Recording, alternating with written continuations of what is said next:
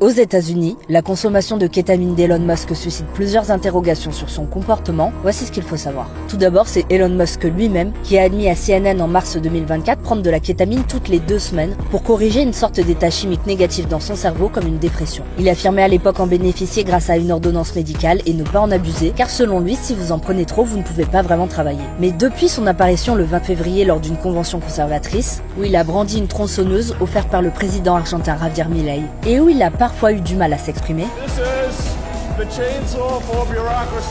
puis le discours viral aux États-Unis du sénateur français Claude Malhuret le 5 mars dernier, où il a qualifié le patron de Tesla de bouffon sous kétamine. Les effets de ce psychotrope sur le milliardaire et sa possible addiction soulèvent de nombreuses interrogations dans la presse américaine et sur les réseaux sociaux. Alors la kétamine, c'est une substance psychotrope qui perturbe les perceptions sensorielles comme la vue ou l'ouïe. Elle peut être utilisée comme antidouleur ou sédation en médecine vétérinaire ou humaine, et un dérivé de la kétamine sert également à traiter les troubles dépressifs, notamment via ce genre d'antidépresseur en spray. Dans un usage détourné, elle peut aussi devenir une drogue récréative, appréciée pour ses propriétés euphorisantes, calmantes, voire hallucinogènes et dissociatives. Selon plusieurs titres de presse et observateurs américains, les effets secondaires dus à une consommation prolongée pourraient expliquer une partie du comportement d'Elon Musk. Sur le long terme, la kétamine peut par exemple induire des troubles de la mémoire, des idées délirantes, des croyances superstitieuses et un sentiment d'être spécial et important. C'est pourquoi d'après The Atlantic, cité par le Courrier international, les questions sur sa santé cognitive et psychologique préoccupent désormais non seulement les actionnaires de ces sociétés,